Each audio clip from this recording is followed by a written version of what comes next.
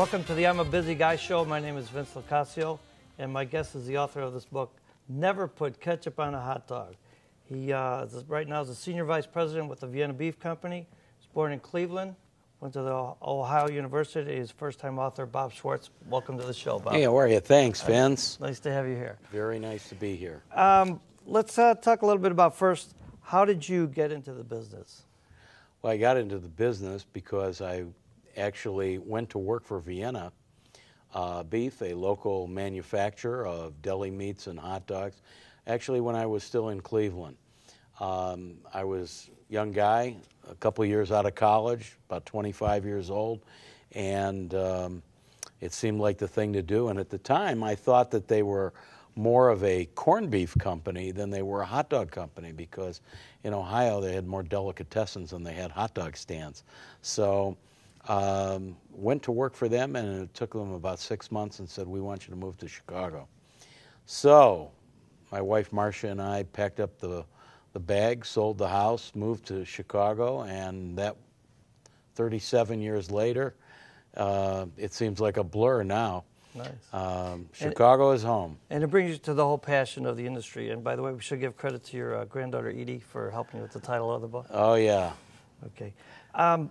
Speaking about Vienna, I mean, I don't know if it's safe to say that Vienna, as far as carry-out hot dogs goes, do you kind of feel they maybe have the market cornered in Chicago? Well, you know, Vienna's been around for 117 years now, and started in the World's Fair, the Columbian Exposition of 1893, and kind of fathering the hot dog stand concept. They had folks that worked for them that were kind of like George Bailey in It's a Wonderful Life, you know, with his building and loan, where they didn't necessarily lend money to everybody, but they lent expertise and put up signs and got them in touch with people that could help them in their business with equipment and so forth. And as a result, they put a lot of people into a business after the Depression, during and after the Depression times, that got people back on their feet again and really started a tradition in Chicago. And Vienna has been blessed with the fact that they've kind of become the purveyor of the lion's share of those hot dog shops in Chicago. And even to this day, I mean, to a certain point, they will advise operators. They'll help suggest. I know you had mentioned in your book, it talks about Hot Dog University. Yeah, gone a step further now in the last year or so. They've started brought a independent company in-house and taken over the Hot Dog University, which is a man who's a former educator and also owned a hot dog cart of his own and worked in hot dog stands in growing up in the Chicago area, moved to Wisconsin, and now moved back basically to take on this role of teaching people how to open a hot dog stand or get into the hot dog cart business. And especially in this day and age with, you know, hard times and people looking for new careers, there's a lot of folks that are looking to this, and it's almost like a free franchise. And they probably would beat Hamburger University in 16 in softball. Yeah, yeah, I think that they would. You know, a big part of it, we'll talk about it later, the hot dog stands themselves, but just the artwork of is the Chicago staple. I mean, I know everybody and anybody that grew up here, the people that have been here for a while, know the Vienna logo, some of the great pictures, life-size pictures of, you know, blown-up pictures of hot dogs with the... Well, there's some great hot dog stands that have terrific color in their signs and in their name and the identity. And the one thing that Vienna gave them was kind of the credibility of the fact that if you opened up Vince's Hot Dogs, maybe people wouldn't know that it's you. Yeah. And that how good it could be yet. And but by having the Vienna sign out there, it kind of gave the other Vinces of the world the credibility of opening up a place like that. Right. In essence, they were all outlets for Vienna. I mean, because that's right. of the signage.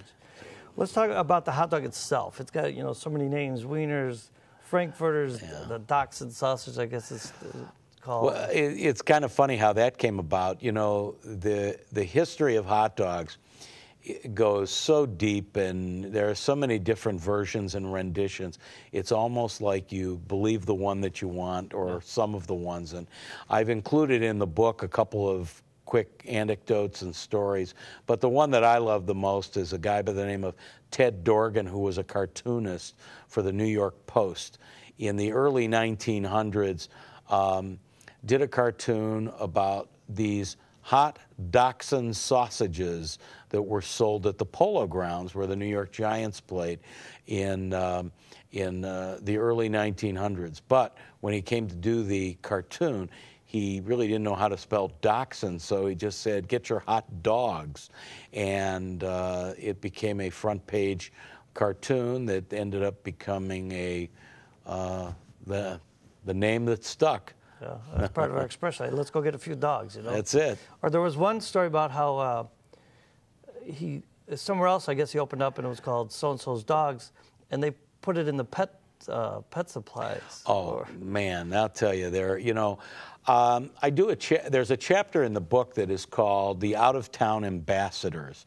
And I have a lot of respect and admiration for those folks who have taken the idea of hot dog stands from Chicago, usually from their growing up with them, and have taken it to these other towns to expose other people in those markets. And sometimes you don't get the point across right. And there was a guy in Arizona, in the Phoenix area, and the place was called Dick's Dogs, or Dickie's Dogs. And when he opened it up, the phone company put in the phone and put a listing in the phone book, but put it under pet stores. And he got so mad every time he'd get a call. What kind of dogs do you have? Well, we got hot dogs, we got Polish sausage. You know, we've got all of this stuff. Well, I was looking for a German Shepherd. Yeah, you know? right. You got the wrong place, bud. And then the person is the sausage meister or mistress that makes them. It's called a slurry of finely ground meats and trimmings, seasonings, and spices. Well, you know, when you're making a hot dog, there are so many stories, and everybody's heard some of these awful stories of what goes into hot dogs. And you know, seeing is believing. At least at Vienna Beef, what we put in there are the trimmings that come off of the briskets that you make corned beef out of. And we also put a chopped up bull meat. Now you'd say, bull meat, why bull meat? Well, you won't want a steak made out of bull meat. You certainly, you wouldn't want one of Gibson's made out of bull meat because it would taste like your shoe. But, and you wouldn't even want a hot dog just made out of bull meat. But when you're grinding it up and then emulsifying it into a paste and adding it to the trimmings from the briskets that you are also grinding up and emulsifying, and you just add seasoning and spices to it, you need something that has some bind to it so that when you cook it in a smokehouse and then you heat it up in the restaurant, you want something that has a little bite to it. And that's what those hot dogs do. And the person that runs that whole sausage environment in the factory is the sausage meister, or the head of the sausage production. And I know the guy that was the sausage meister in from the middle 50s to about 6 or 7 years ago, a long time, almost 50 years, was a guy by the name of Walter Raschny. And he's a guy that came over from Vienna, Austria, came to Chicago and just saw Vienna's name in the phone book and said, "Sounds like home." I work there. And he never had another job. And about 5 years before he left that job, he then took a gal who had been working for Vienna for a long time, about 20 years, and said, "You're going to be my apprentice, and you are going to learn this job, and then 5 years from now I'm going to retire, and it's all yours." And that's exactly what happened. And that was about 5 years ago, and she's been doing it ever since. better than ever. Nice, nice. Yeah. And let's talk about the Chicago 7. When that comes to mind, people would think about the Democratic Convention, but the Chicago 7 is what goes on a hot dog. Right. It's certainly not any relation to Jerry Rubin or Abby Hoffman or any of those folks. But, all right, the Chicago hot dog is basically first a steamed hot dog or one that's been heated in water and nestled into a poppy seed bun, a high gluten bun that's been steamed so it's nice and soft. And then you add the ingredients. There would be the yellow mustard, and you would have white chopped onions, and you would add green relish. Or pickle. I thought I was the last guy in the world that called it pickle lily. Pickle lily. Until I saw it in the book. Yeah. Pickle lily is what people used to call relish. And it's a fresh green relish. And then you add a slice of tomato and a wedge of pickle and the all-important but optional sport peppers, which are mini jalapenos that grew up in Louisiana, and a dash of celery salt. And voila, there you have it. Nice. And it had been called Garden on a Bun, or Dragging the Dog? Dragging it through the garden. As a matter of fact, if you hold up the picture, that is what that dragging it through the garden looks like. It's the picture they used as the cover on the cover of the book. And it kind of does it justice by depicting all of those ingredients. And it's almost a work of art when some of the folks in the hot dog stands prepare that. Yeah, it is. And then, of course, the things that go along with it, fries. You know, people say, "Oh, these fries are too greasy." That's what a good fries are. You know, when you say greasy, in the town that I live in is Northbrook, and there's a hot dog stand there called Little Louie's. And Little Louie's, they have T-shirts that say a part of growing up in Northbrook, which is what, you know, is probably the equivalent of stands and shops in so many communities around the Chicagoland area. But one of the things that they used to do was a lot of the kids that went to Glenbrook High School used to have French fry races. And what a French fry race was, that they would buy a bag of fresh fries at Little Louie's, and right across the street is a park. And you would then see who could make it across the street holding the top of the bag, make it all the way across the street without the fries and the grease breaking through the bottom of the bag. And if you made it, you won the race. Well, just the fries themselves. I mean, I really dare anyone to drive home, get the French fries in the car, and not eat them. Eat some on the way home because it's just the smell of the hot dogs. Well, you know, people go to Gene and Jude's. Matter of fact, my barber, Philip Anthony, he says, my favorite thing, you go to Gene and Jude's and you get 2 hot dogs and you eat them there. And you get another 2 and you put them in a bag and you leave it on the front, the floor of the front of the car. And then you just kind of leave it there as you're driving to work or driving home. And the aroma is what sticks with you. Yeah. Well, speaking of that, too, I mean, it's convenient. It's suggestive, but I'm sure a lot of people have eaten a hot dog while they're driving and, you know, got the fries. Oh, yeah, you got the fries right there. And other things go along with it, and you kind of delve into it in your book about beef sandwiches, just all the things that go along with it. I'm sure it could be a whole other chapter. You know, I had interviewed Tony Osato, who was the original guy at Mr. Beef on Orleans, and Tony used to be a driver before he opened that for Scala Beef Company. And actually, Ralph Scala was his partner there originally at Mr. Beef. And Tony, after all of his experience in driving, he used to say, I can always tell a good joint if they've got a clean door. Yeah. I said, a clean door? He says, well, yeah, you know, everybody that got their greasy hands and they're touching the door and the window and all of that, and they're coming and going.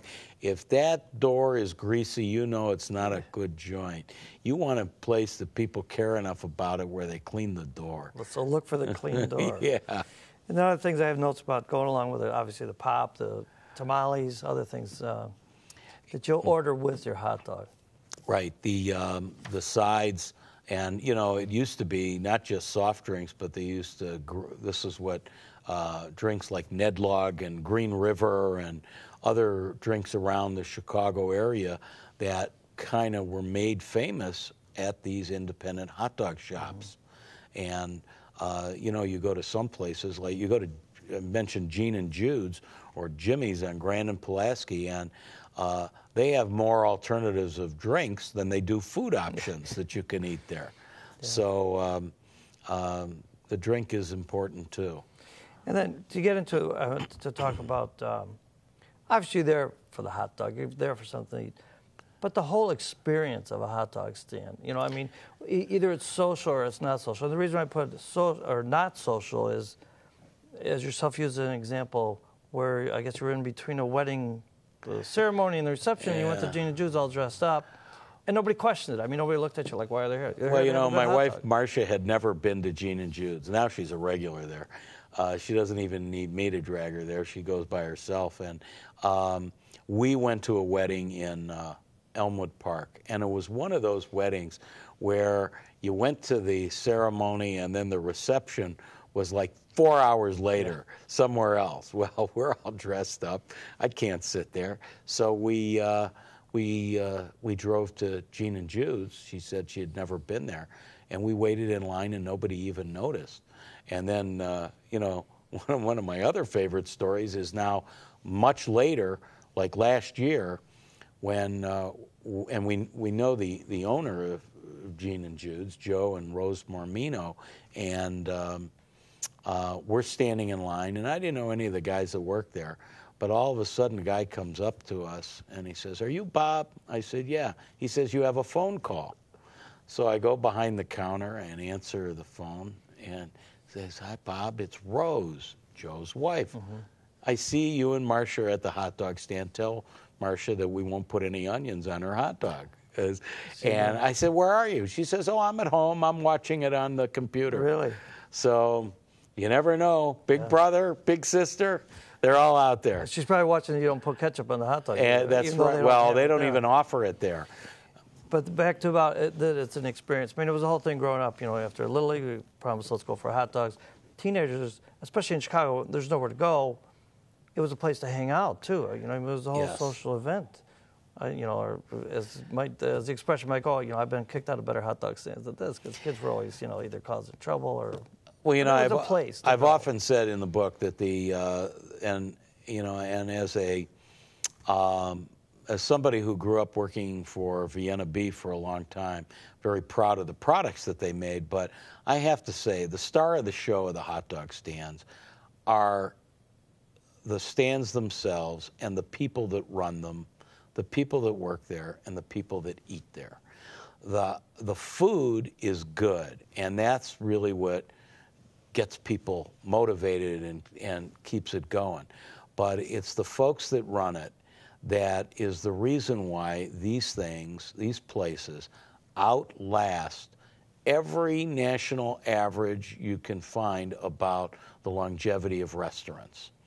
It blows them away. I mean, we would think, you know, you've been in the restaurant business for a long, long time, and if a restaurant lasts 7 years, it's considered a real, you know, accomplishment and a success.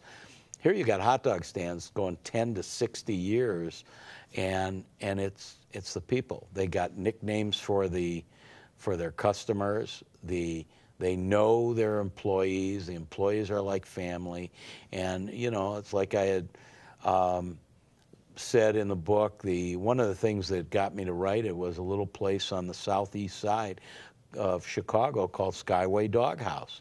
How it had been around for 25 years, and he ran an ad saying 25 years in business, and he had a copy of this ad in the restaurant on the wall. But the biggest part of the ad was, where are they now? And it listed every employee that ever worked there and what they're doing. So, I mean, there's a certain camaraderie and feeling of family that goes along with these hot dog stands that's second to none. Well, it's a whole Chicago thing of total respect. I mean, we had talked earlier about how where I grew up, and most people in Chicago, I mean, the middle class was the guy who ran the hot dog stand. He got as much respect as a doctor did. You know, it was a great part of Chicago. You know, kids could make money there. They were paid in cash. You know, and they could afford to buy themselves things maybe that their parents couldn't buy them. But the whole experience, you know, I know some of the places you got to be ready. Somebody could tell that you're not from Chicago when you walk in there and you don't know what to order. Right. You know, I mean, it might take a couple of minutes to decide, but usually you know what you're talking about. You know, I want a dog with everything. It's funny. There's a place in Milwaukee called Martino's, and it's only 90 miles north of here, and it's like a different world. But Martino's, Mary Anderson is the lady that grew up in Chicago. She and her husband, and she opened this hot dog place and raised 2 sons there. And one of them runs the business now. His name is TJ, and I remember when he was this little guy, and now he's like 6'6", 300 pounds, and the gentle giant out there.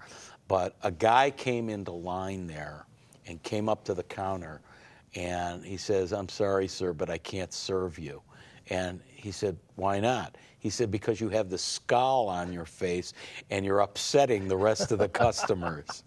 So he said, "I need to see a smile before and he got the smile, and eventually the guy kept coming back, and he started bringing other people with him. This is my hot dog stand, you know, and then TJ found out that this guy is the state's attorney of Milwaukee County, which explains why he always has a scowl on his face, but you had to convert them. And they have a sign up there that they want the newbies to help the veterans in the hot dog stand to help the newbies out on how you're supposed to act in a hot dog stand." Really? Yeah. That's funny. I know there's so many stories, but Bob Schwartz mentions in one of the foreword about how in Chicago you ask people, what high school did you go to, you know, what parish are you from, and what's your favorite hot dog stand. And, you know, I talked about it with your book. Your book immediately puts a smile on people's faces, just the title to begin with. And then once you get through it, it's just amazing. Well, you know, Bob was very gracious in writing the foreword, and he's very passionate about hot dog stands, and as a big part of growing up. And he grew up in Albany Park, and he speaks about Maury's, which was on Kedzie Avenue in Albany Park, and they've been long gone now, and Maury is long gone. But it's like Maury said that he raised 4 kids who went on to get 13 college degrees, which was very nice. But Maury was a friend of the community, and they could almost run for mayor of so many communities. Matter of fact, one of them did. You know, Paul Gattuso from Westchester, who owns Paul's Pizza and Hot Dogs, ran for mayor, and he won. Is that right? And so he actually did it. But I think one term, and he said, "I had enough of that. I'm just going back to my hot dog place." And just, I'll let you tell, but I mean, I laughed out loud reading the book about the story of Mr. Fish. Mr. Fish, yeah, that guy is, David Frischman is his name, and he opened a hot dog stand in a very rough neighborhood. Yeah. And he would open the place up in the morning. It's still okay to say. And you know what? And he immediately got robbed. He opens up, and these guys walk in, and they say, "Give me the money," and he said, "I just opened. Yeah. I don't have any money here, but if you want, I'll make you a couple of sandwiches." So he made them sandwiches and gave them a case of hot dogs, and they went away. And later that day, I think he put the key in the door and walked away himself and never came back. Yeah, but the stories go on, and I definitely recommend everybody, especially in Chicago, to read your book. There's some of the, tied into the celebrities, there's reasons why some people have opened up out of Chicago. Joe Montaigne and his wife opened up out of the mere desire because they had a taste for a Chicago hot dog. So they, Yeah, it's like California. it's like Joe said. He said, you know, I just love Chicago food, Chicago hot dogs, and he said we just got sick of having to go back to Chicago every time we needed to get it, so we decided to do it ourselves. And Joe's wife Arlene, who is just great, and a friend of theirs whose name is also Joe, but a female Joe, co-manages the place with Arlene and another Chicagoan, and it's a haven for former Chicagoans and some of their friends and people in the area. And Jim Belushi used to have his comedy show, and every Friday he would order for the cast stuff from Bring back Chicago, just a taste, the smell, and that's why they call it Taste Chicago. Well, there's a part of the book. I mean, we could sit here and talk for hours, but I'm a busy guy, and you're busy too. Yeah, you're a real busy guy. What I'm going to do briefly at the end of the book, you put in a little tongue twister here, and I'm going to do my very best to read it. These are names of quite a few of the stands, and here we go. Archies, Arnies, Augie Doggies, BBs, Bobos, Bobos, Broncos, Byrons, Carms, Chickies, Chuckies, Dengios, Dukes, Ducks, Dog Den, Doghouse, Dog Out, Dog Pound, Devil Dog, Demon Dogs, Doggy Diner, Hound Dogs, Hot Dog Island, Boobies, Hot Dog Richies, Hot Dogs, Hungry Hound, Herms, Hippos, Fratellos, Fredillos, Flukies, Frannies, Frankies, Franksville, Franks, A Lot, Franks, A Million, Franken Fries, Frankly Yours, Fast Track, Fast Eddie, Gene and the best one here. Gene and Jude's, Jay's, Jackie's, Johnny's, Jimmy's, Jeff's, Jake's, Little Louie's, Ira's and Luke's, Mario's, Margie's, Martino's, Maury's, Michael's, Murphy's, Mickey's, Nicky's, Nettie's, Nana's, Pluto's, Photos, Pammy's, Peeps, Pops, Parisi's, Plush Pup, Tasty Dog, Super Dog, Skyway Dog, Smokehouse, Steamers, Skatchel, Skippy's, Skipper, Scooters, Stashes, Strats, Roma's, Teddy's, Tommy's, Woody's, Wolfie's, Woofies, Wieners, Circles, Wiener, Take All, Zippy's, Zabes, Zach's, Underdogs, Margot's, Mel's, Markella's, Mustard's, Last Stand, and Portillo's. So that in itself, I mean, the book. Good job. Yeah, the book is available. It's a great Chicago read. I mean, for me, it brings a smile to everybody's faces, and it's just tons of pictures. And I'm sure, and hopefully, you'll find your own favorite hot dog stand in there. For being on the show, I wanted to thank you by giving you a box of cannolis. Hey, which is, it's not hot dogs, but no. But I'm sure after watching the show, everybody cannolis is going to have a taste and go out to their favorite hot dog stand. Not bad. We could go on, and I'd like to thank you once again for being on the show. And my pleasure. This is great. I mean, there's so many things we didn't talk about. President Clinton at the party in Hawaii. Yeah, he tried to put ketchup on his hot dog, but, you know, the guy in Hawaii wouldn't let him. And the Secret Service guys. And the Secret Service guys, second time around. But by that time, Clinton was an expert. Hey, Vince, there's a guy named Larry out here wants to see you. Okay, you know what? I got to talk to this guy. Maybe you could finish the rest of the show, okay? You're a busy man. Yeah. Well, thanks for being on the show. Yeah, I got to go talk to this guy. My pleasure. To leave, though. Okay. So, enjoy, and this is have a hot dog. Leave the gun and take the cannoli. They're not